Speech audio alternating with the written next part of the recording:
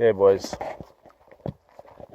I know no one's going to believe me. It's kind of unbelievable, but I just saw a grizzly bear cub. And I didn't see the mom.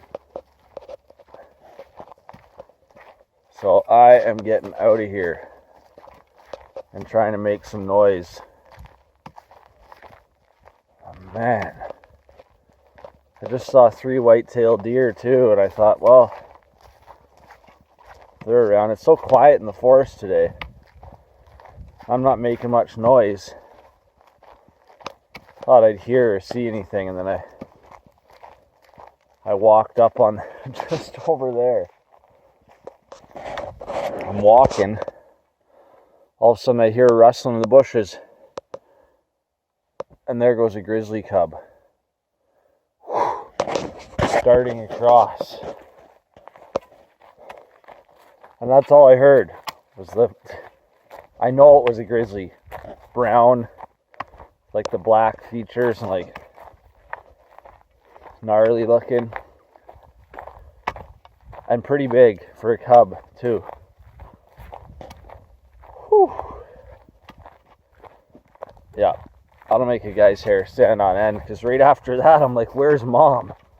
So then I start singing right away. I'm like, Mom, if you're around, I'm here.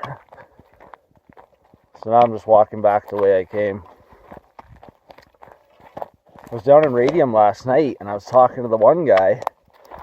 Went out for a couple beverages and met an older guy at the bar there, and he's telling me that there's grizzlies on the golf course where he works all the time.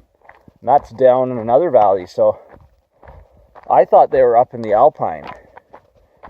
But after I heard that, I was more wondering about being camped out here. I came back to this river spot because it was just so good. I've got a couple more nights now before I've got to go back to town to build that fence. So anyways, I started thinking, man, like, I guess there could be grizzlies show up and camp out here. I could walk up on one. And sure enough, just walked up on a cub. Jesus. It's the last thing you want to see. Like, it's one thing to see a bear, not the end of the world. They usually are just going to turn and go the other way. They don't care, right? But a cub is like, if you see the cub but you don't see the mom, that's when you're supposed to really worry. Because you don't know where the mom is. And when she sees you, who knows if you're in between her and the cub.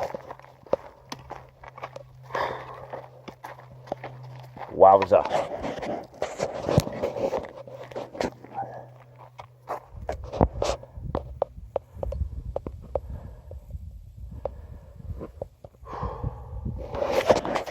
That was wild. That was the other thing I just remembered I've been wanting to say, because I just thought of it, that I've seen 6 bears since I've been on this trip. In 2 months, I've seen 6 bears. 2 of them were driving. Well, I was on the road. 3 of them were driving. And then 3 of them I've seen hiking. 2 of them were cubs. So what I wanted to say is that it's not a myth that there's bears. The bear population is doing really well. Grizzlies and black bears. Probably mostly because of this. They log, right? See all this purple flower here? It's this fireweed. They eat that. They eat all these berries. As soon as they make a logging cut, the berries and the fireweed take over. So that's what they're eating. And look at this. We got black raspberries here. Oh, these are the best, guys.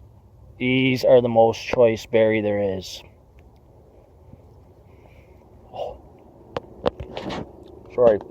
This is a treat. You ever find these guys? You can't buy them in the grocery store. They're not at all like a raspberry. They're the best berry going. So what I was going to say was, it's not a myth that there's bears out here.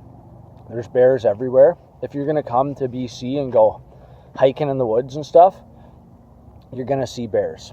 if you get outside of the major metropolitan areas, you're going to see bears. So they're out here. They're not a problem unless you get in between a mom and cubs. Anyways, I just wanted to say that over and over.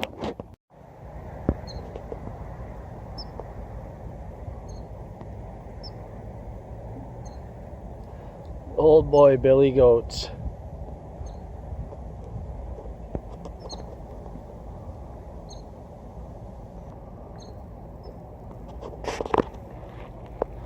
Big fire.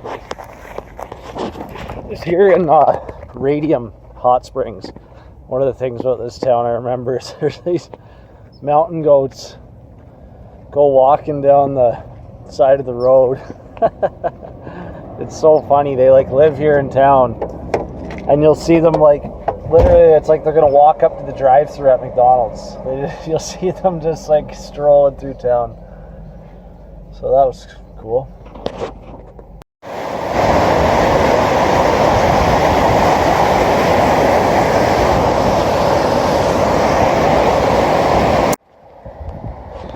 Doing some more work on the stairs here.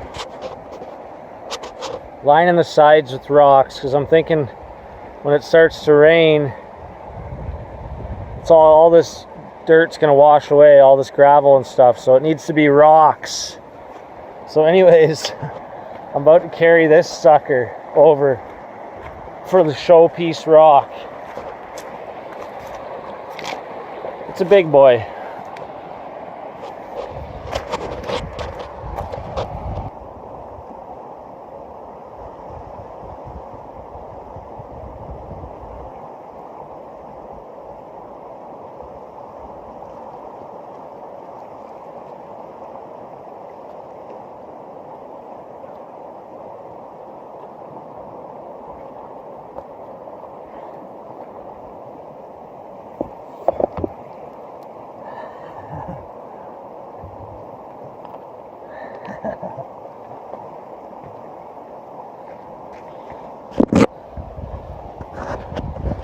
Fits like a glove, boys.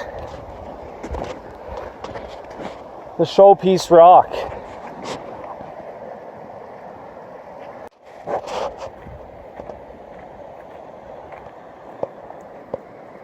Got another couple hours into these stairs. I got about 15 hours into these stairs. But it's been so much fun building them. Like I was saying in that other video, to build without any sort of restrictions and just be like a kid stacking rocks. So they're finally done. I mean, a guy could keep adding rocks forever, right? But I think they're sturdy. I tried to put a good support on this side to block if that caves in, and on the other side if that caves in. And then I put a break wall here for when the creek gets up. The creek probably comes up to this height here during runoff, so I tried to do a bit of a break wall and a lot of rocks here, with heavy rocks. I put the biggest ones I could find in here to really, if the water comes hard, it won't wash it away. But they're freestanding. The steps stand without any of this rock support. So that's all just there to kind of bastion them. And I signed them.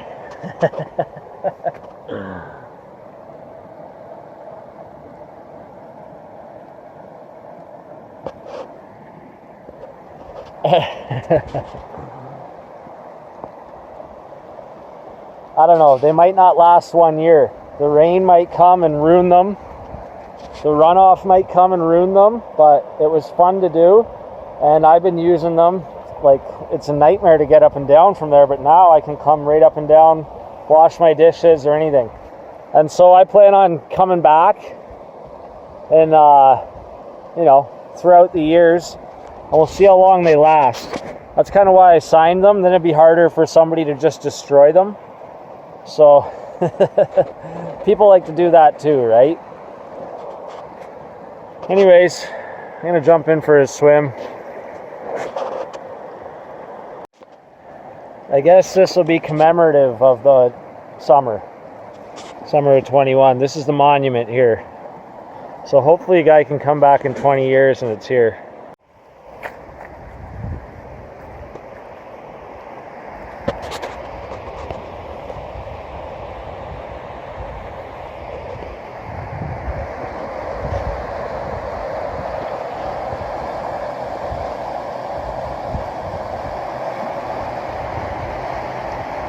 Huge cave-in, muddied up the whole river for like 10 minutes so far. And the mud's going all the way back up to there. A whole bunch of the bank caved in over here. Sketchy. Yeah, the mud's just hanging around. We went swimming with this, well, didn't go swimming, but I got this phone soaked yesterday. So I went to cross the creek. I wanted to walk up there and take a stroll and see what's up there. So I figured it was easy to cross. It looks like it's only a couple feet deep over in there. It's so clear and it really doesn't look that bad. So I put my phone in my pocket because the other day I missed the mom and cub bear because I figured I better have it in this time. And then I didn't even think about it when I went to cross. And I got out there in the middle and it started to become really strong. It was washing up on me like up to here over my waist, and like it was coming on heavy, easily over my waist. So I didn't even think about the phone. I was fighting for my life. I didn't want to get washed down, which was a good thing because now we've seen what's lower down the canyon. But yeah, so I just was like trudging through and trying to keep my footing. The whole river, I realized, goes into a pinch point right there. I should have went somewhere where it's wider, like down there kind of thing. So I was just fighting to get across. Then I got to the other side and I went to grab my phone to film a quick video. And then I realized it was in my pocket. See the spring I found here, guys. Water's coming right out of the ground. What I like to do is drink a little bit, and